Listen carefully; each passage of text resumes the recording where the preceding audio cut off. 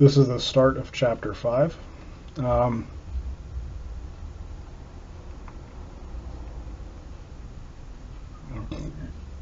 So in this section, what we're looking at is polynomial functions and models.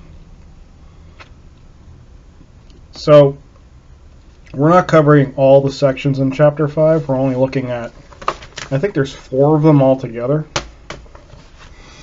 But the 4 we're going to look at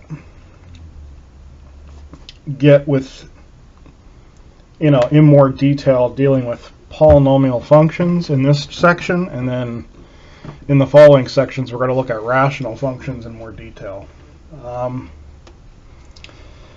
So in this section we're looking at polynomial functions and models. Okay. So, kind of like we've already gone into detail with quadratic functions. Quadratics are just a specific type of polynomial. But here what we're going to do is we're going to look at polynomials in general. Any kind of quadratic. Cubics, polynomials to the 4th degree, and so on. So a polynomial function, and you know this just from basic algebra. Now you know what polynomials are. So a polynomial function in one variable is a function of this form. So, this mathematical notation, these a's here are just coefficients and constants. So those are the constants called the coefficients of the polynomial. You know that already. This right here is the leading coefficient.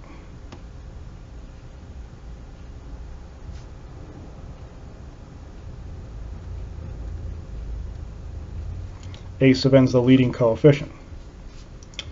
N is the degree of the polynomial. So this is the degree of the polynomial.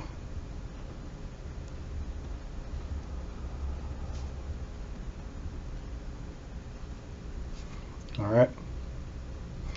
And the degrees, or the powers, this is important. In order for something to be considered a polynomial function, the degrees need to be positive, and they need to be an integer. Okay? So in order to be considered a polynomial function,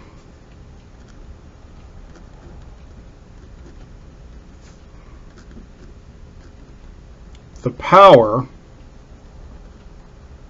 must be a positive integer.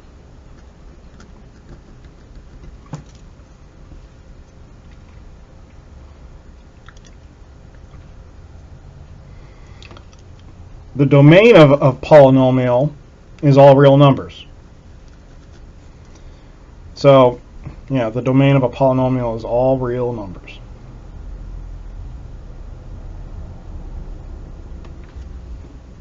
Okay, so, in order for it to be a polynomial function, you have coefficients, you have variables of x. The degree of the polynomial is the largest power in the polynomial. And as long as all the powers are positive integers, you have a polynomial function. Okay, so, a lot of this should seem familiar to you, just based upon your knowledge of polynomials in other classes. So I have 5 different functions here, and the question is determine which of the following are polynomial functions. Okay, well, number 1, p of x is polynomial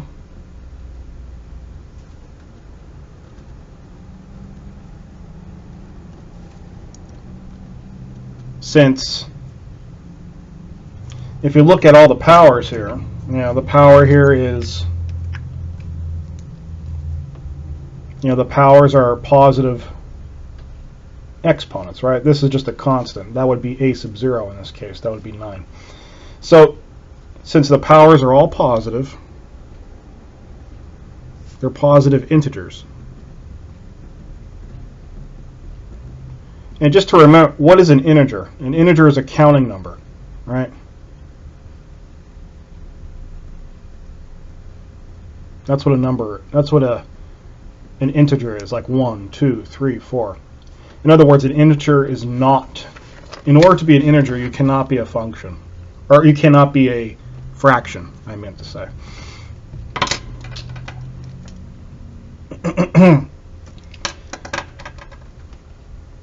So yeah, p of x is a polynomial because the powers are positive integers. That's the requirement, where n is greater than or equal to 0 is an integer, and it's a positive integer. Okay.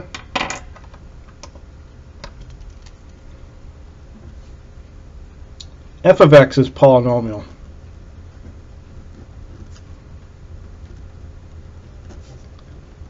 Since my powers here, my powers are 4, the power here is 1, and 2 is the constant. So f of x is a polynomial since the powers are positive integers.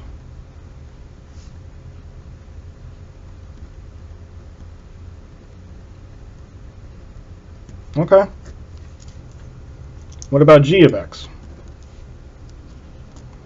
So g of x is the square root of x, but you know, using your property of exponents, that's the same thing as saying g of x is equal to x to the 1/2 power. It's the same thing.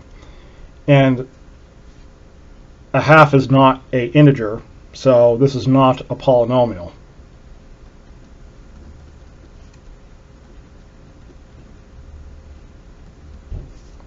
Since the power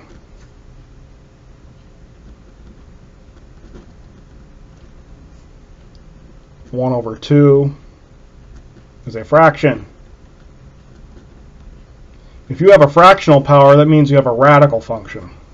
Because remember, fractional powers mean you have a radical.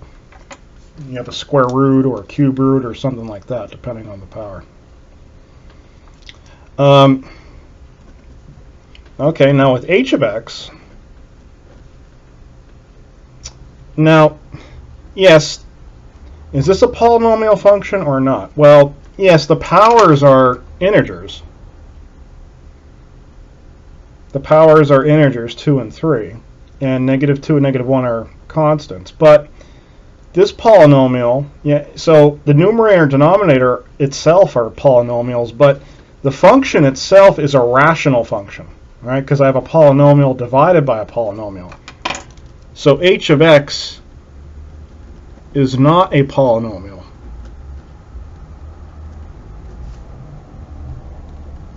Since the function has division. And I have a polynomial divided by a polynomial, so that is not a polynomial. Just like 3 is not a polynomial because it has a fractional power. These are not polynomial functions for different reasons. The function L of x, well, yeah, okay. So I have a power of 3, I have a power of 2. Now, this is factored, and there's nothing wrong with that. It's factored, okay. But since the power of x here is 1, but since the powers are positive integers, this is a polynomial function.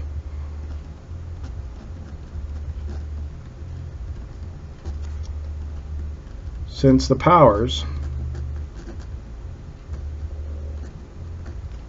are positive integers. It doesn't matter if it's unfactored or factored. Whether it's in factored form or non-factored form, a polynomial is still a polynomial. What makes it a polynomial is if the powers are positive integers. If it's not an integer, this right here is a radical function. This is a rational function, which we'll look at in the next few sections.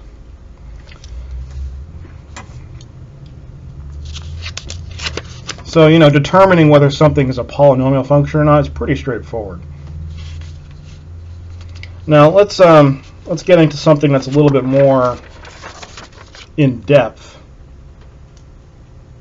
with polynomials. Okay, so identifying the real zeros of a polynomial function, and something we call their multiplicity. So this is something that might be new to you. Now, so what is a real zero? Well, this is something you've seen already, but it's just from a different perspective. So finding the x-intercepts of a polynomial function is another way of saying finding the zeros of a function. Your TI calculator does this, as you already know. So, if you take out your calculator and you go into y equals and you type in, this is a polynomial, this is the quadratic we did in the previous section, but in the previous chapter. But if I typed in some random polynomial, 3x squared plus 6x plus 3, it's a quadratic, okay. And if I graphed it, I got to turn my stat plot on. I got to turn my stat plot off, sorry. And then I graphed it. I might have to adjust the window as well. Give me a second. Negative 10 to 10. Negative 10 to 10. So yeah, it's a quadratic. It's a parabola. But let's say I typed in another one. Let's say I did 4x to the third power. Let me use something higher than squared. Plus 2x squared plus 5x plus 1. That's a polynomial. Graph it.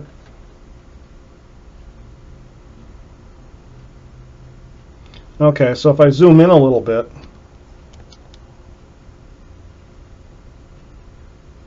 it gives an idea of what my quadratic is doing. So the value where it crosses the x-axis, that's called the zero of the function. Your calculator does that under the calculate. 0, right? We've already done that vaguely in the beginning of the course. But so finding the zeros is another way of finding the x-intercept of a function.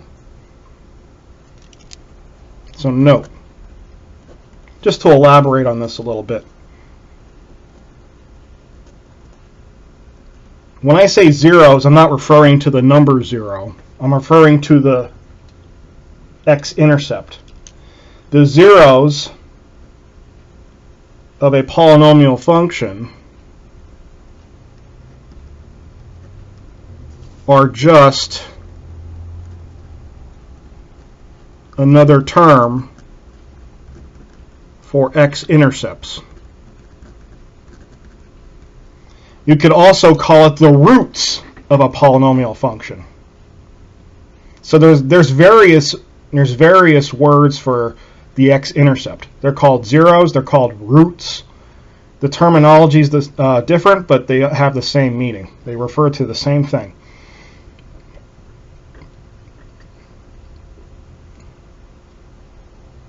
So, for example, if this is a if this is a sketch of a random polynomial, which it is obviously, then the values right here, and right here, those dots, they're just called, if this is a polynomial function, f of x, right, then those values are the zeros of f of x. They could also be called roots of f of x. And they're also called y-intercepts. They could be called zeros, roots, x-intercepts. I keep getting tongue twisted here, I'm sorry. But all I'm saying here is that zeros, roots, x-intercepts, they mean the same thing. They're the values where the polynomial function crosses the x-axis. So by definition, what we're going to do is we're going to refer to, if f of x is I should have included the word polynomial in here. Should have been more specific, sorry about that. If f of x is a polynomial function and r is a number, which makes the function equal to 0, then r is called a 0 of the function. So let's think about this. R is the number of this dot, because where this function crosses the x-axis is where f of r equals 0. So what value of r makes the function equal 0, then r is going to be called a 0 of f of x, or it's going to be called a root of f of x, or it's called an x-intercept of f of x. All three mean the same thing. We just call it the 0. That's just a different terminology for the same concept. So, okay, we already know how to do that. We do that in our calculator. All right.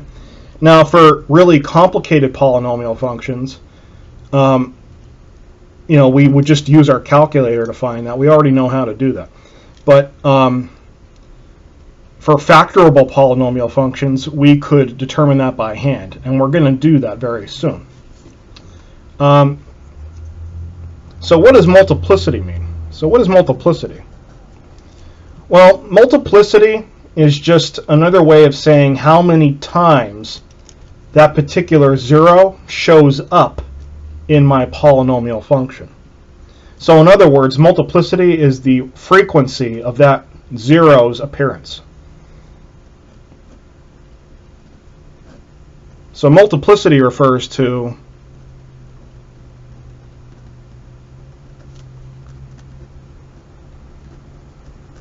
the number of times a specific 0 shows up in f of x. Okay. And don't worry if you don't quite understand what multiplicity is. It'll make more sense when we look at some examples. So what we're going to do here, so multiplicity has a lot of different uses. What this means is if I have a 0 of my polynomial function, right, then I could determine a factor from that polynomial. This is actually called the fundamental theorem of algebra. So basically, any values which make my polynomial function equal to 0 comes from a factor of that polynomial. So what this means is if I have a factor, R right here is the 0 of f of x. This whole thing is the factor. Right? That's the factor of a polynomial. M is the multiplicity value of that factor.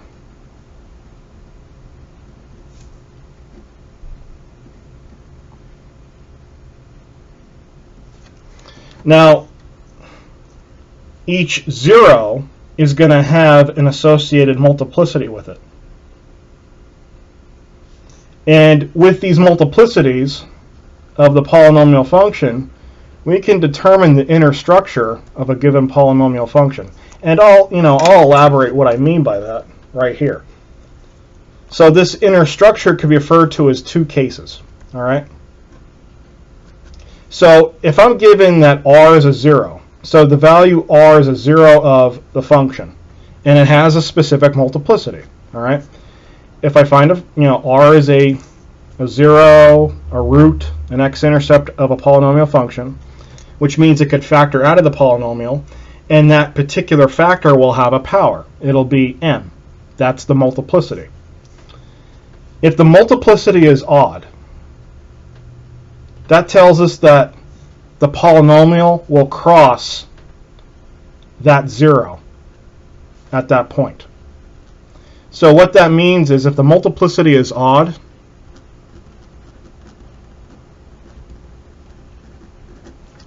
then what's going to happen, let's just say for example, this is a graph of my polynomial.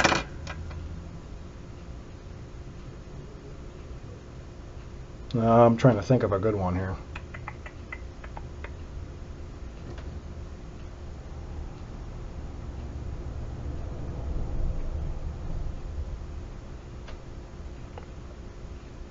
Let's say this is the graph of my polynomial. All right. So let's say I'm talking about this 0 right here. Okay. This is odd multiplicity. That's odd multiplicity. All right. If my multiplicity is odd, if my multiplicity of this 0 right here is odd, that means the power of that 0 is 1, 3, 5, 7, 9, whatever, an odd number. That means it's going to cross the x-axis at that point.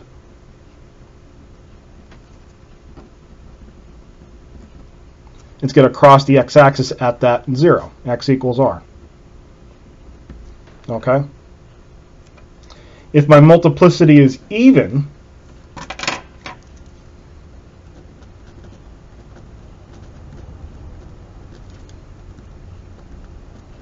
so that means the multiplicity, the power of the factor is even. It could be to the 2nd, 4th, 6th, 8th power. Then what's going to go on there is something like this. It's going to touch.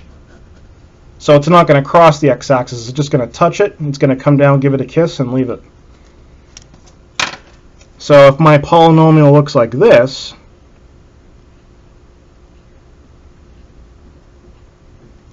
so this right here, that could be a 0, right? It's going to touch the x-axis, but notice how it doesn't go through it. It just comes down, touches it, or as I said, it gives it a kiss. It comes down, hits the 0, and then it comes back up again. It doesn't go through the x-axis. This right here is going to be touching. It touches x at that value. This will make more sense when you see graphical representations of multiplicity. Okay? So you basically, multiplicity gives you two cases here. If the factor from which the 0 comes from has a power that is odd, it's going to cross it at that point. If the factor which the 0 comes from has an even power, it's going to touch it. That's all I'm saying. Okay.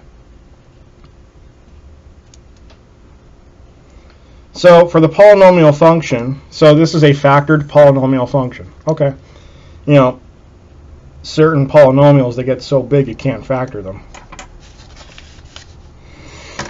If they get too crazy, like if you had a polynomial that was to the 7th power, how would you factor that? You couldn't. You would have to use the binomial theorem, which is something else entirely. But anyway, I digress. Find the x and y intercepts.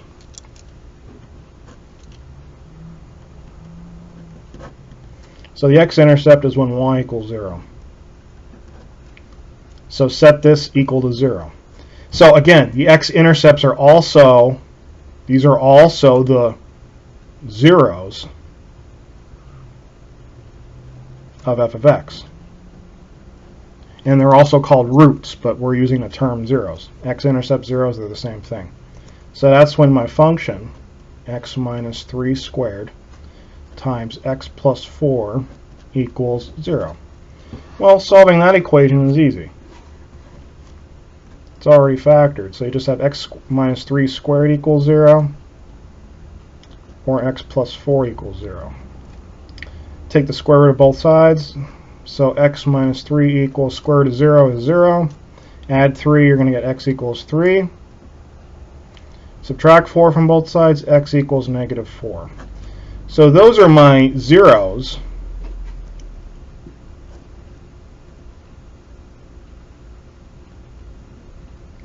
of my function. Those are my zeros. Okay? So that's the same thing as finding the x-intercept. Now on the y-intercept,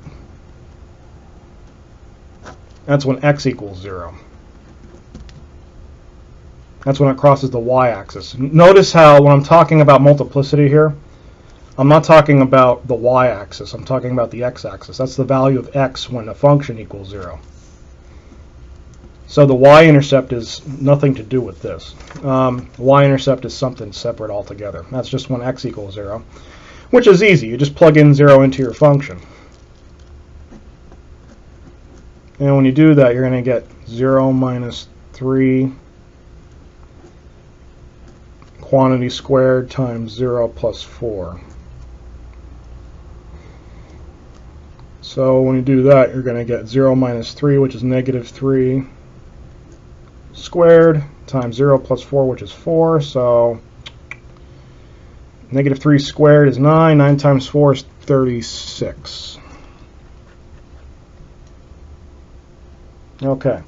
So the zeros, the x-intercepts are 3, 0. I don't know why I did that. And negative 4, 0. My y-intercept is 0, 36. Okay. So that was question 1 for this problem. Let's go on to question 2. So question 2 states, for each x-intercept, or, for each 0, same thing, determine whether it is of odd or even multiplicity.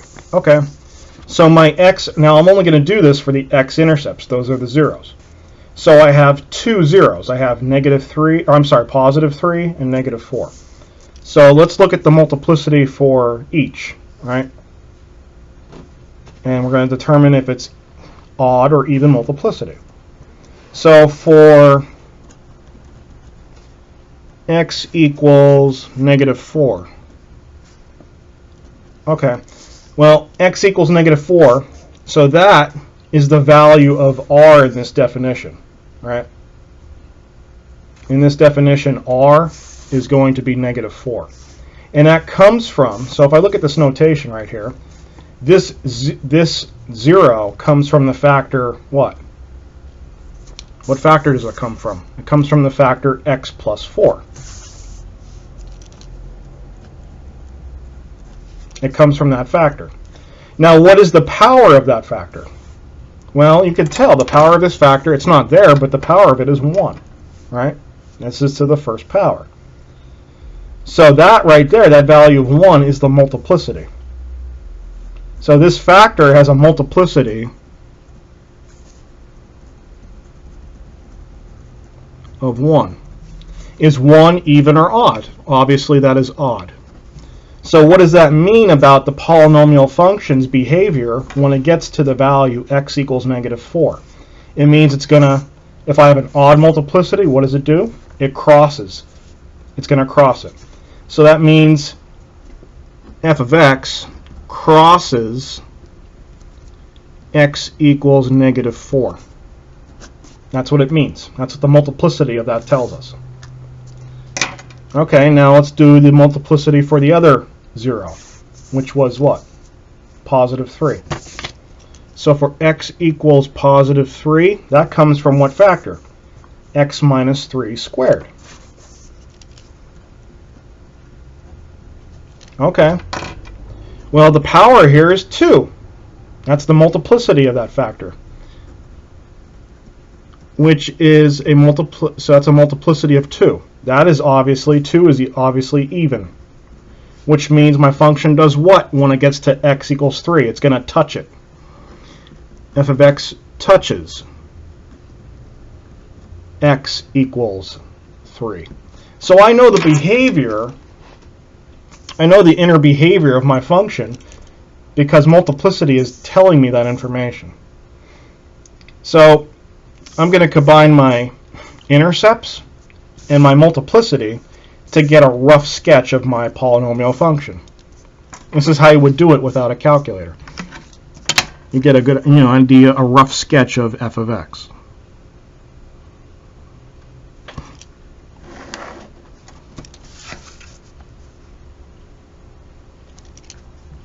I'm just going to emphasize these lines right here. X and y. Now, the increment size is up to you. So my x-intercept are my zeros, right?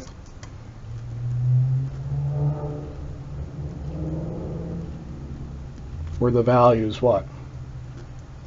Negative 4 comma 0 and 3 comma 0, and then my y-intercept was what? 0 comma 36. So alright, well, I might want to use I don't want to go in increments of 1 because 36 is an intercept, so I might have to go in increments of some other value.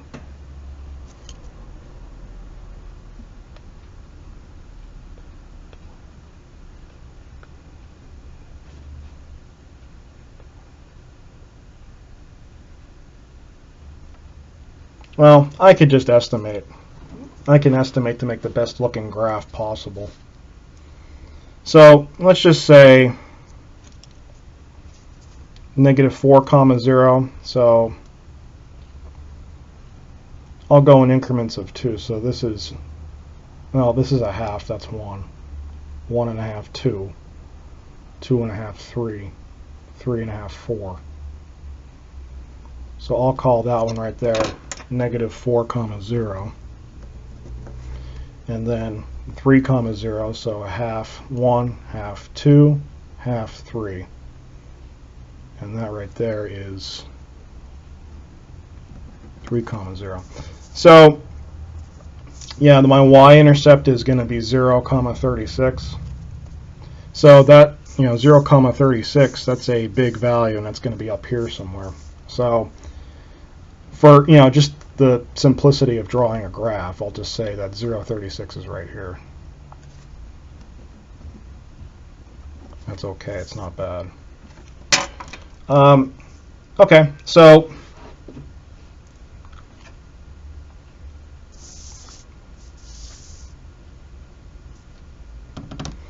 let's see what's going on here with my graph, okay?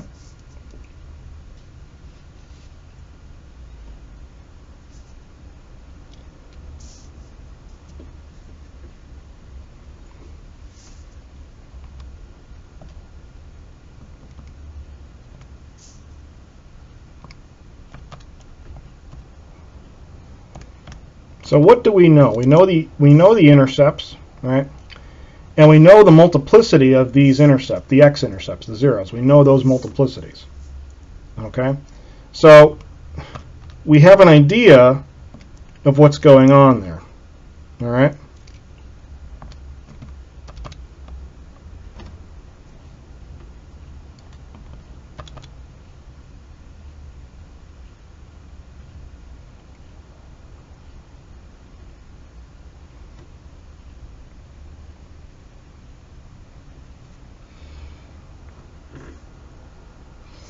So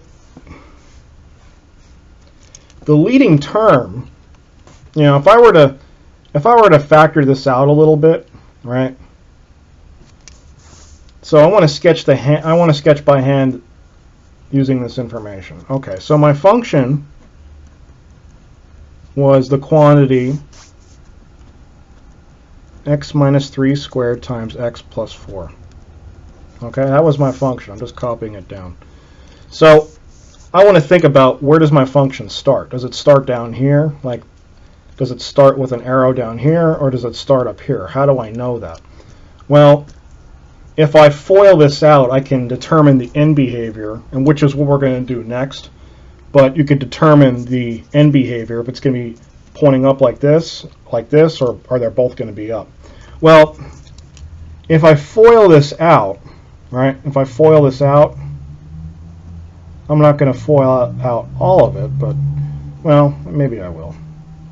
Just bear with me. I'm going to FOIL this out. So x minus 3 times x minus 3 times x plus 4.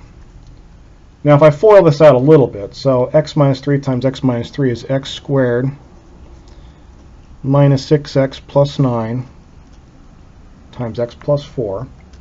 If I FOIL that out a bit, so x squared times x is x cubed. Okay, x squared times 4 is going to be plus 4x squared. Minus 6x times x is minus 6x squared minus 24x plus 9x plus 36. Just bear with me. X cubed, so the x squareds, I'm going to have minus 2x squared. 24 plus 9 is what? Negative 15. X plus 36. So this is my function foiled out or factored out all the way. Well, expanded, I should say. X cubed minus 2x squared minus 15x plus 36. So, yeah. Okay, there's nothing wrong with that. But what I want you to see here is this leading term. All right, what I want you to see here is this leading term. My leading term here is x cubed. That's my leading term. And my leading term, that gives you an idea of what the function is doing at the end. Like the tails of the function, that gives you an idea of what's going on there. That's why I expanded this out a little bit, because I want you to see that. Okay? So,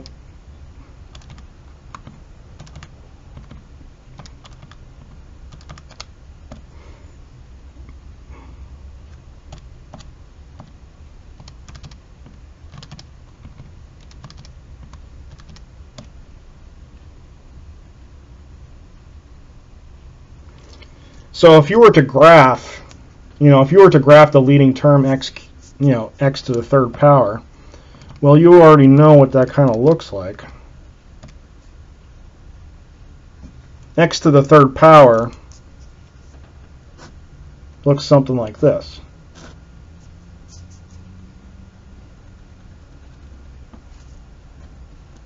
That's what x to the third power does, right?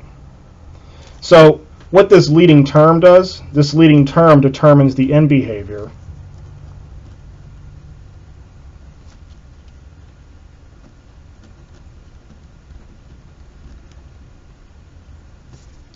of f of x.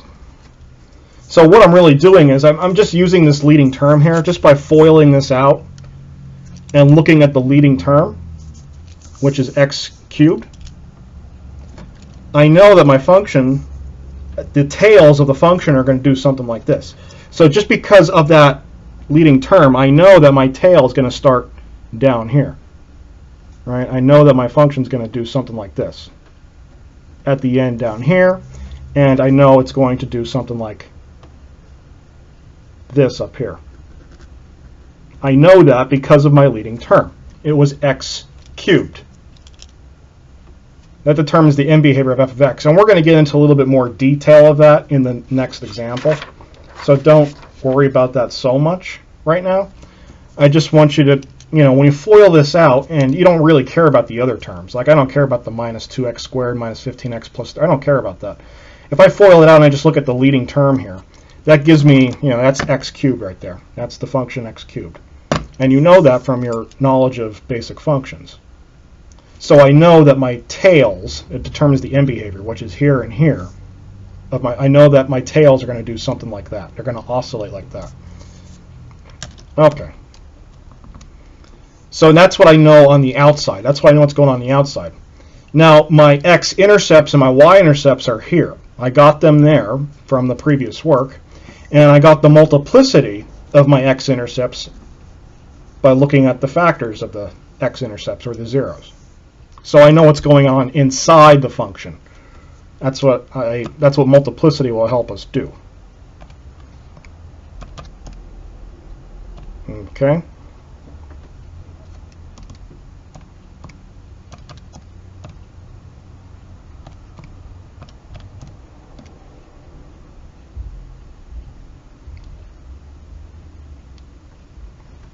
So let's fill in the rest.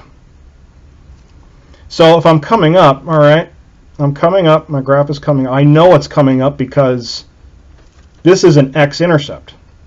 So at some point my graph is going to have to do it. It's going to have to cross this point, right? Because what do I know about the multiplicity at -4? I did that work up here. When x is at -4, the multiplicity was 1, which is odd, which means the function is going to cross x equals -4. So once my graph comes up to here, it's going to cross that point. because the multiplicity was odd. That was odd multiplicity.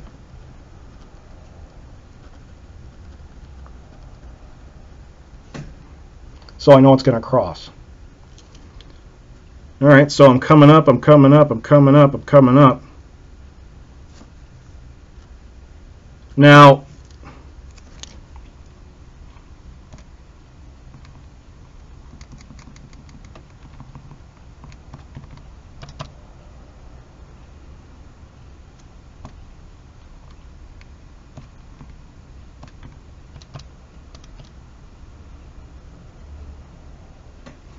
I'm coming up to a point where my graph, when my function hits a point, it's going to come up where it hits a point, but then it's going to start coming back down again. And it's going to cross this value right here because this is a y-intercept. Now, remember that does not have a multiplicity right there. It just doesn't have a multiplicity because this is a y-intercept. The only things that deal with multiplicity are the zeros of x in this case. So it's going to come up like this. And the reason why I know I go up like this and go down is because if I were to not do that, I would come up here and then I would have to bend over here. I can't do that. I cannot do that. So I'm coming through this point right here. Now, I'm coming down, I'm coming down. Now here's my next x-intercept. So I know I have to go down to it at some point. I know I have to go down to it at some point. But once I get there, what's my graph going to do? What's it going to do? This is a bend, by the way. This is not like a straight line. This is, polynomials have curves to them. I'm just doing this by hand as best as possible. Okay? So at 3, what is my multiplicity? It's even. So my function's going to touch at x equals 3. So when it gets there, it's going to come down and touch it, but it's not going to cross it. And it's going to come back up again. That's what the multiplicity. That right there is even multiplicity.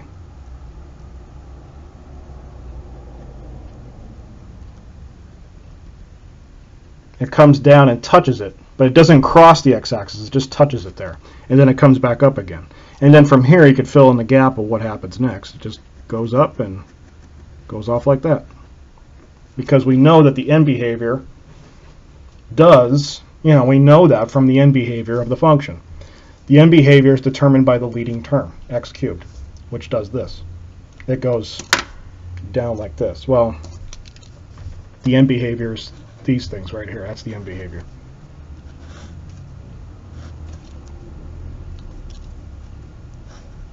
Okay. So that's a very basic way of graphing a function, a polynomial function, by looking at the intercepts and looking at the zeros multiplicity. If it's odd, it crosses it, which it did here, crossed it. If it's even, it comes down and touches it. Okay?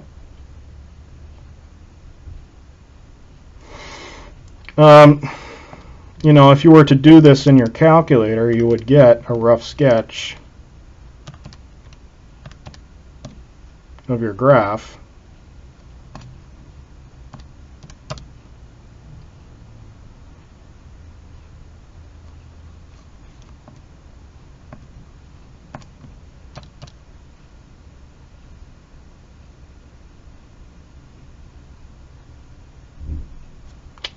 Just trying to find an acceptable window here.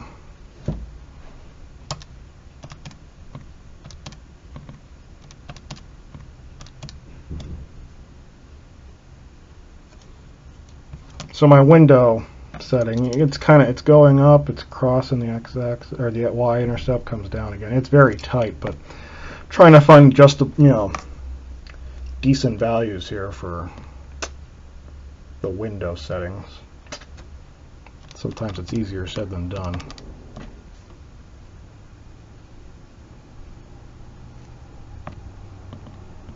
Yeah.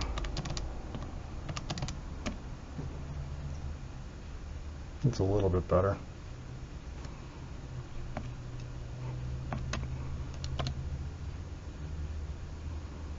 There it is. So you can kind of get an idea of what's going on there.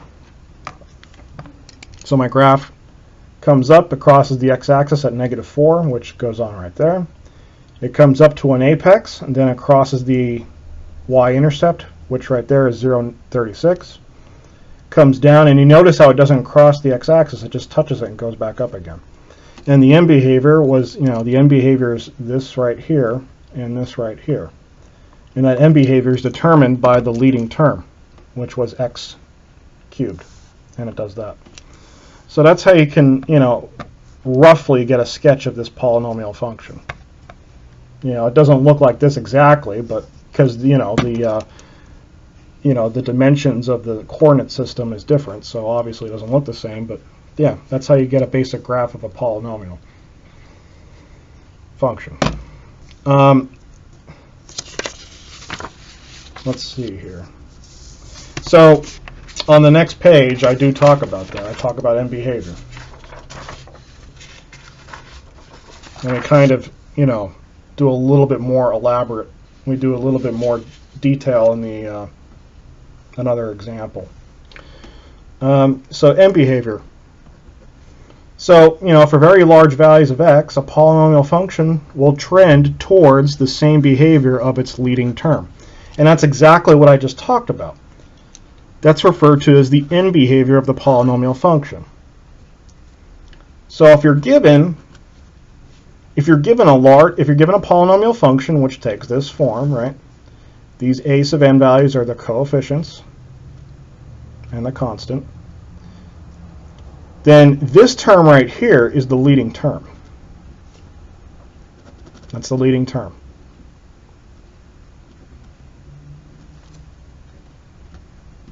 So what we're saying is, as x goes on to negative infinity and positive infinity, my function trends towards the leading term. And we saw that in the last example, right? As x takes off to the right and to the left forever, what's it going to trend to? It's going to trend to that arrow and this arrow, which are determined by the leading term, x cubed. Okay.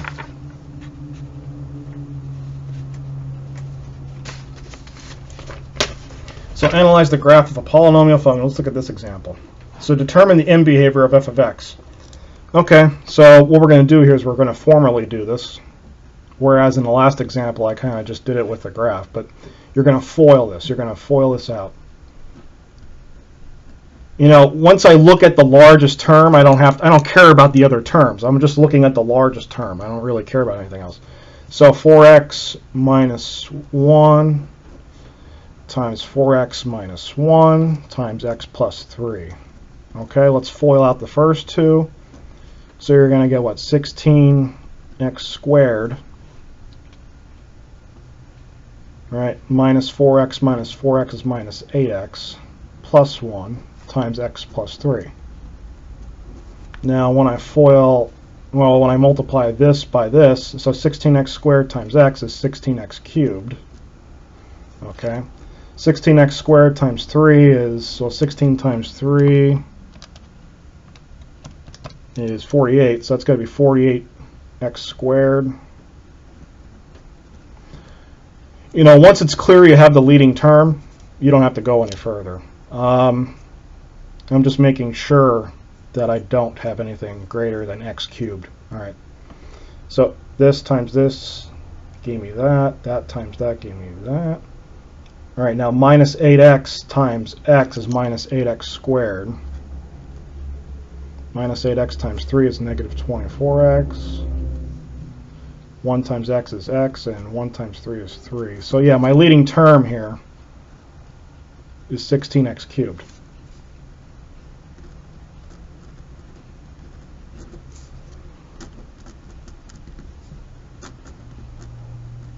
So what that means is the end behavior of f of x will trend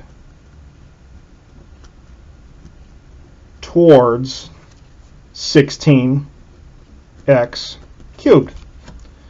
All right, well, you kind of already know what x cubed looks like. We did that in the previous problem, right? X cubed has this inherent end behavior. It has those two as my ends. I'm just multiplying it by 16, which means it's being stretched vertically. So it's going to trend towards my end behavior of this f of x. You know, we already know what x cubed does, the end behavior. It does this. So that's going to be the end behavior of my function. You could do that by just plotting. You know, you could look at what 16x cubed does and just look at the end behavior. Right? 16x cubed, you know, it's just a variation of x cubed, which you know does, it does that. And you know that, you know, that's just basic, that's just, you know that from the basic knowledge of basic functions, you know, what x cubed does. So my end behavior, that's all I'm looking at here, is just this, right? Let me make the window a little bit better.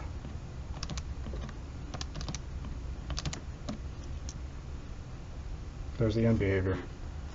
All right, that right there is this, and that right there is this. Okay, so based upon that, I know that when I graph this, what the tails of my polynomial function are going to look like. That's what I'm saying here. Okay. Find the x-intercepts and y-intercepts. Okay, well, x-intercept is the same thing as the zeros. That's when y equals 0. That's the zeros. So when you do that, you're going to obviously use the factored form. You're not going to set this equal to 0 because how would you factor that? You wouldn't. There's no way you would factor that. You're going to use the factored form. So you're going to set 4x minus 1 squared times x plus 3 equals 0. So that means 4x minus 1 quantity squared equals 0. 4x plus 3 equals 0. Well, solve the first one. Take the square root of both sides. You're going to get 4x minus 1 equals the square root of 0, which is 0. Add 1 to both sides. Divide by 4. X equals 1/4. Or add 3 to both sides. That's easy. X equals negative 3. So those are my zeros.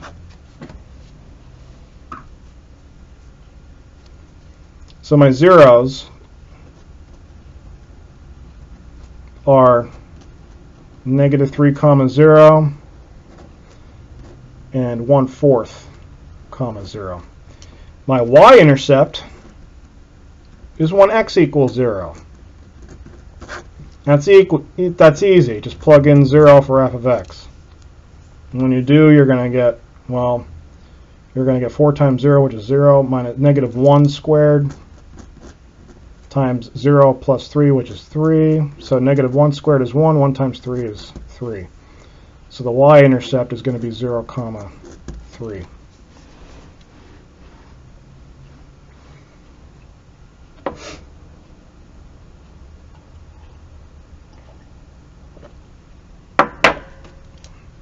All right.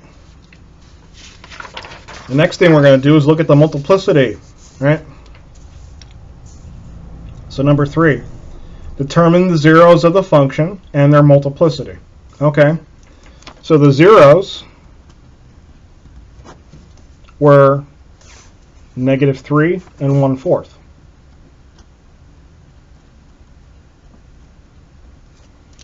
Negative 3 comma 1/4. Now remember, 3 is not a 0. A y-intercept is not a 0. Only an x-intercept is a 0 or a root.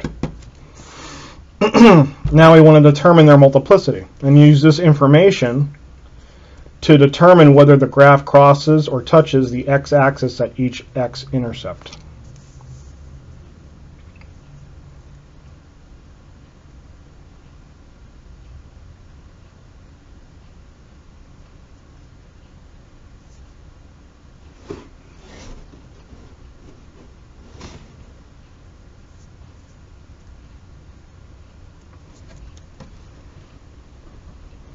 Okay.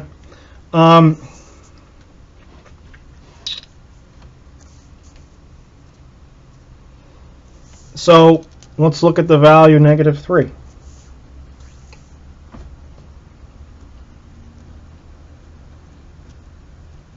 So for x equals -3, what factors does that come from?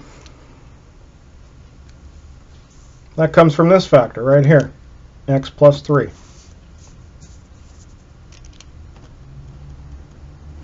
And that is obviously raised to the first power. That has a multiplicity of 1.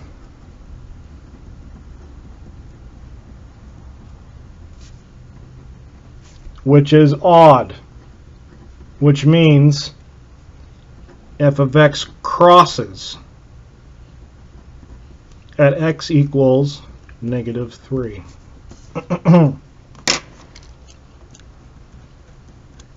Let's look at the next 0, 1/4. That comes from the factor 4x minus 1 quantity squared.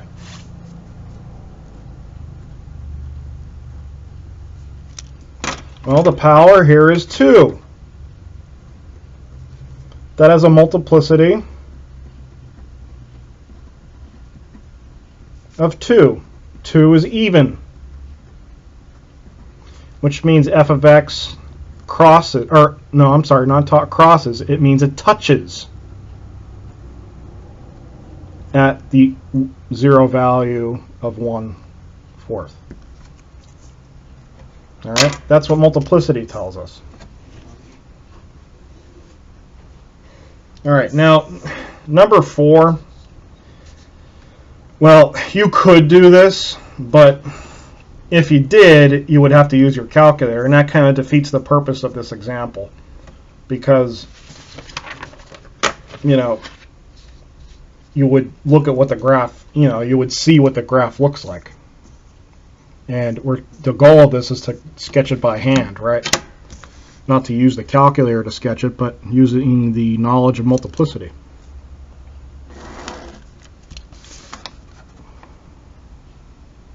So we can make do without determining the maximum or minimum values, because the only way we'd do this is using our calculator, which defeats the purpose. So I'm just going to ignore number 4. That's kind of an oxymoron problem. This defeats the whole purpose. If I did that, I have to use my calculator, and I'm trying not to use my calculator. I want to sketch this by hand. I'm sketching this function, right?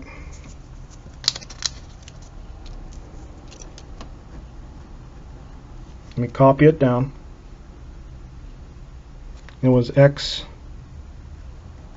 plus 3 times 4x minus 1 squared. All right. Yeah, I wrote the factors in the opposite order, but that's okay, because you can multiply it any order you want.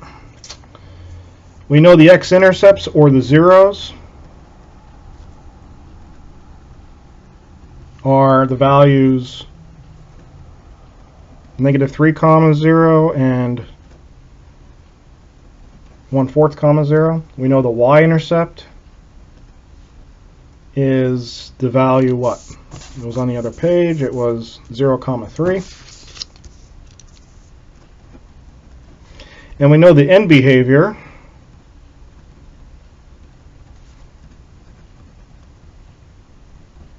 approaches the term 16x cubed. So we can just, I'm putting all this information on this coordinate system to get a sketch of the function by hand. All right, so let me label the intercepts. So -3, 0, if I use my traditional increment size, so, well, so -3, I'll put -3, 0 over here.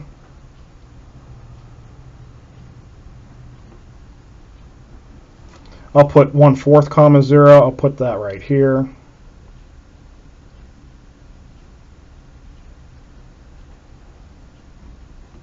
And I'll put 0, 3 up here somewhere. Well, let me be consistent at least. If I put 0 there,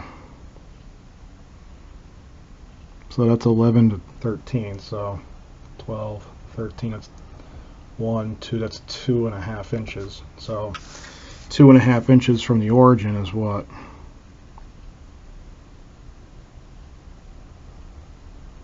Right there.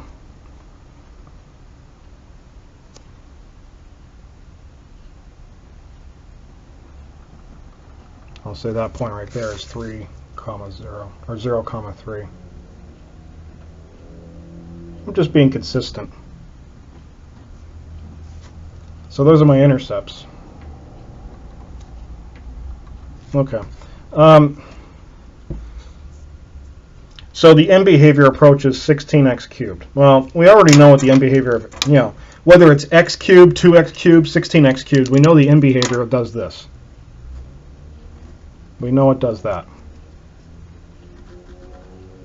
Because that's what x cubed looks like at the end, right? Remember, x cubed does this.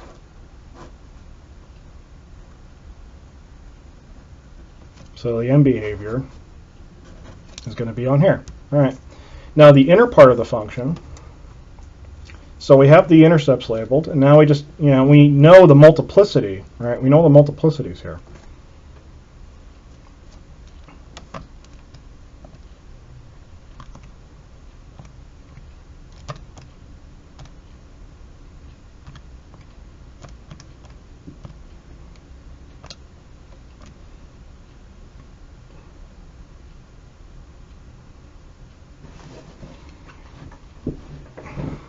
So my function's going to come up, it's going to come up, it's going to come up, it's going to come up. I'm trending towards my first 0, -3. Now what's my graph going to do here? What was the multiplicity at this point? We did that up here, right, at -3, 0, right here. We said that that was a multiplicity of 1, which is odd, so that means the function's going to cross at that value. So when I get to there, I'm going to cross it. I'm going to cross it because that was odd multiplicity.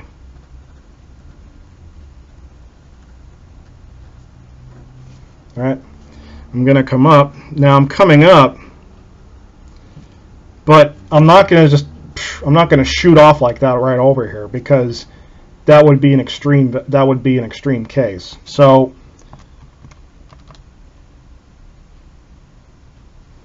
I'm going to be coming up, but then at some point, in order to cross this value, I have to come back down again. I have to come back down again because at some point, if you go up, you're coming up like this. You're going to come up like this, but then at some point, you're going to have to come back down again to cross this y-intercept. And you're going to cross through that. You're going to cross through the y-intercept. Now that I'm on this side, right, here's my next 0.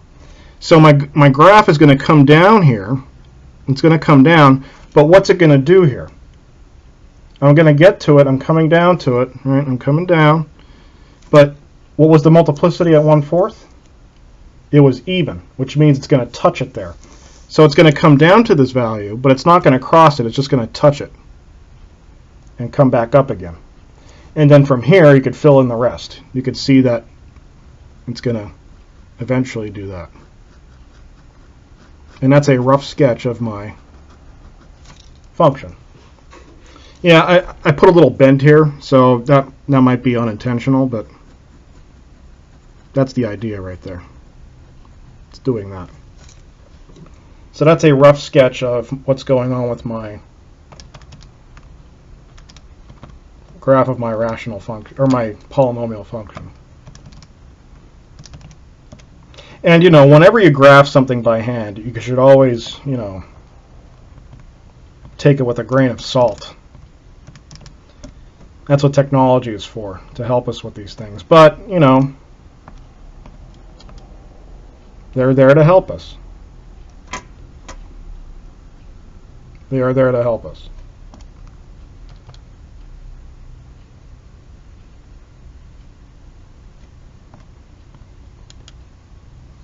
So here's a rough graph of it in a calculator. Now, this is zoomed out really far. Now, this looks like it's crossing the origin, but it's not. This is just zoomed out really far. If I zoom in a little bit, you'll see that it does cross the y. It crosses it up here a little bit, which is essentially what I have. But it goes up, crosses the y-intercept, which is right there. It's just, if I zoomed in, you would see it a little better. There it is. Comes down and goes back up again. So, there's my rough sketch of my polynomial by hand. So you can see how we use multiplicity and behavior to create a polynomial function by hand. And this is just a rough sketch, but it does help us with creating these things. And these concepts are, they're important. They can help us with a lot of things. Multiplicity helps us with what's going on here. This was even multiplicity.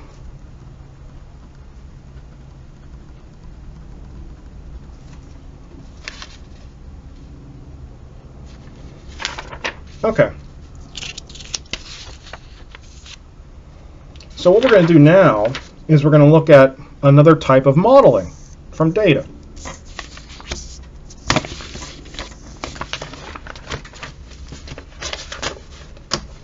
And that is cubic functions. Building cubic models from data.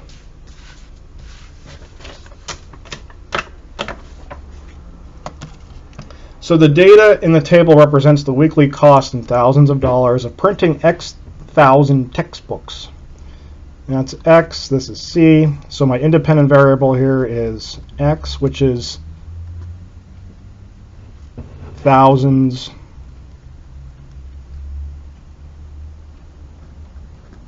of textbooks. And my dependent variable is the value C, which is the cost in thousands of dollars.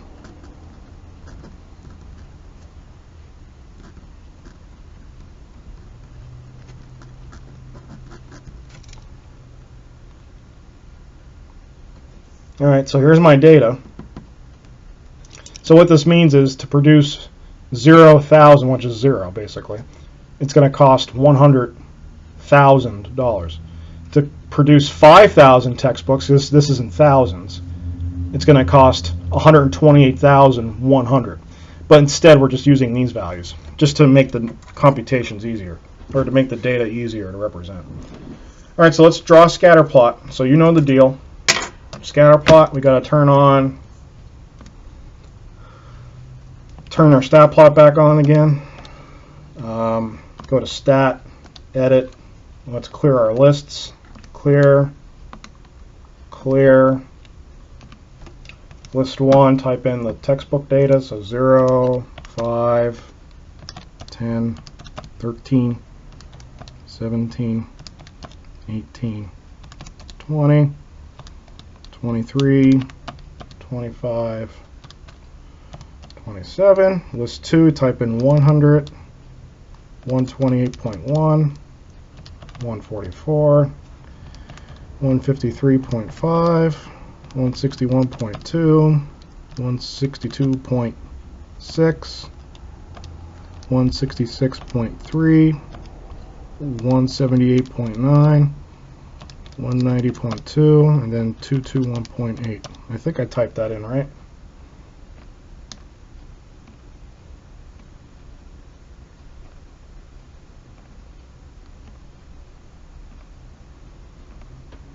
That looks good to me. Alright. So let's make our stat plot. So let's get rid of y equals. The stat plot is on. We typed our data in, so go to zoom stat.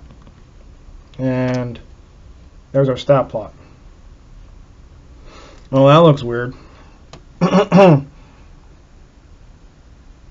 So our stat plot does something like this. It looks something like the following.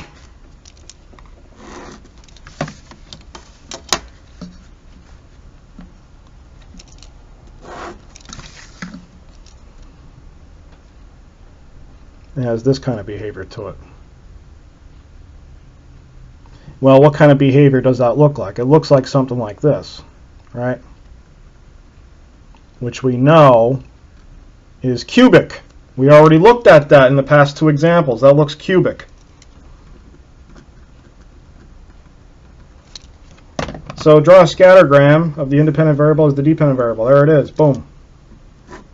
Along with the model. Based upon the scattergram,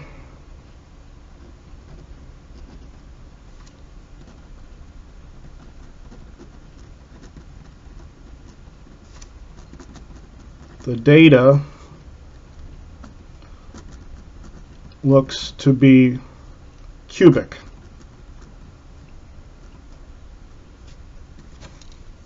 Just based upon the scatter plot, you can see that. It looks like it follows a cubic relationship. It has that little snakety snake relationship to it. All right, using a graphing utility, find the cubic function of best fit. Hey, here's another thing you see again. That models the relationship between the number of texts and cost. So when you do that, go to Stat, Calc, LinReg, nope, not QuadReg, but Cubic Reg.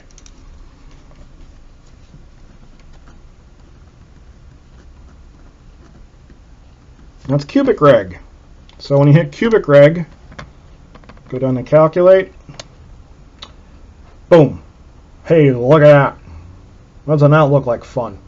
So the cubic function of best fit that models that data is approximately, because we're going to round, C of x is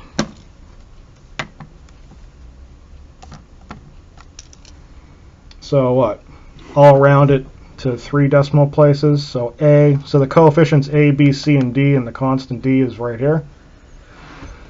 So A is what? 0.0155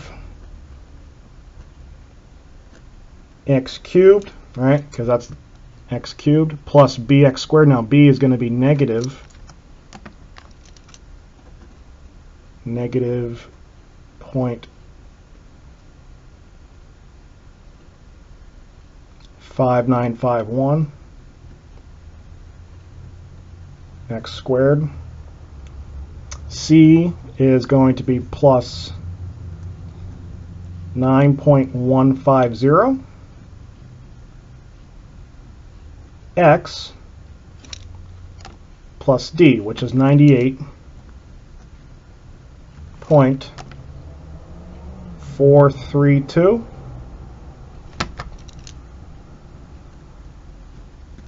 So that's my rough cost function of best fit.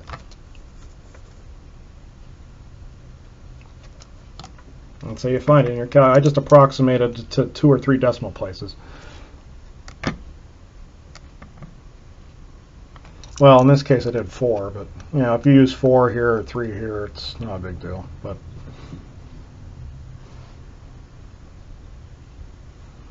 I'm pretty flex when it comes to the approximation, but my math lab might be a little different. So if you want to graph that along with your scatter plot, you could do that. Just be careful. 0.0155 x cubed minus 0.5951 x squared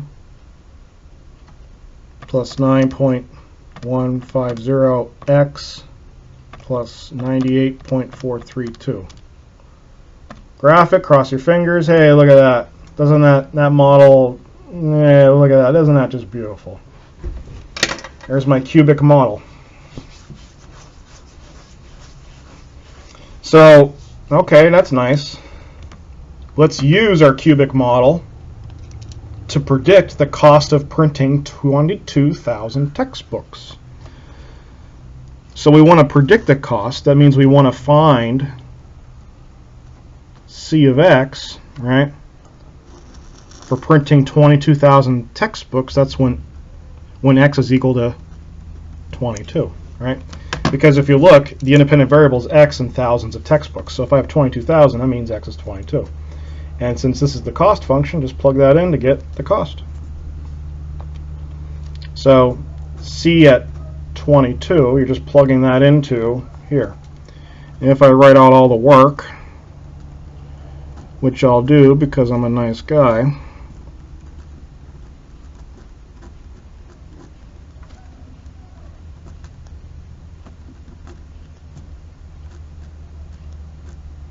plus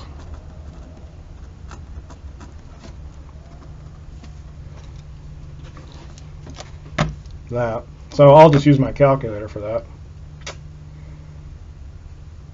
So 22, store that into X. Now let me type in my cubic model. 0.0155x cubed minus 0.5951x squared plus 9.150x plus 98.432. Enter gives me 176.78 or 75 roughly. So the cost for producing 22,000 textbooks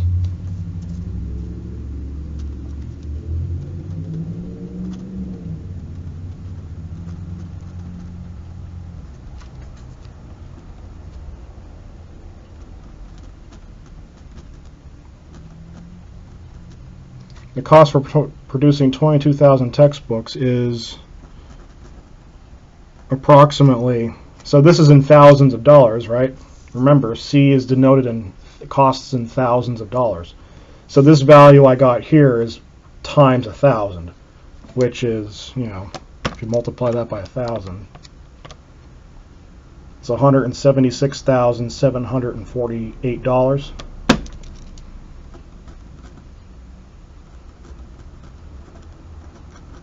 Give or take.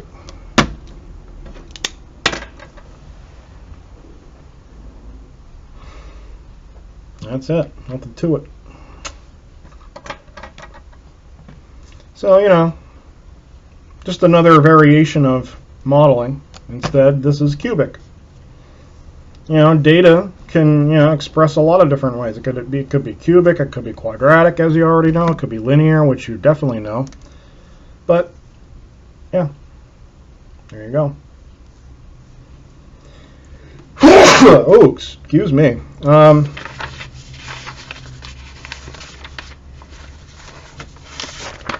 So yeah, this was a long section. There's a lot of different things we looked at here. We looked at a lot of different properties of polynomial functions.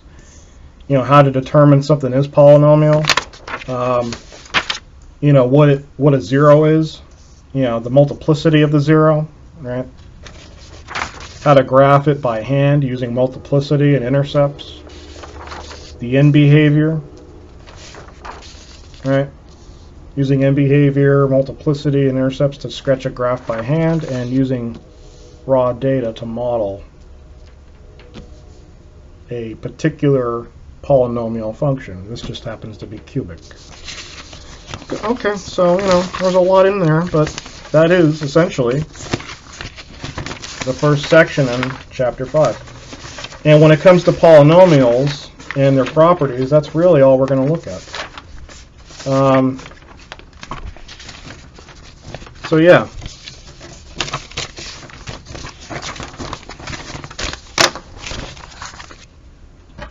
That is the end of 5.1.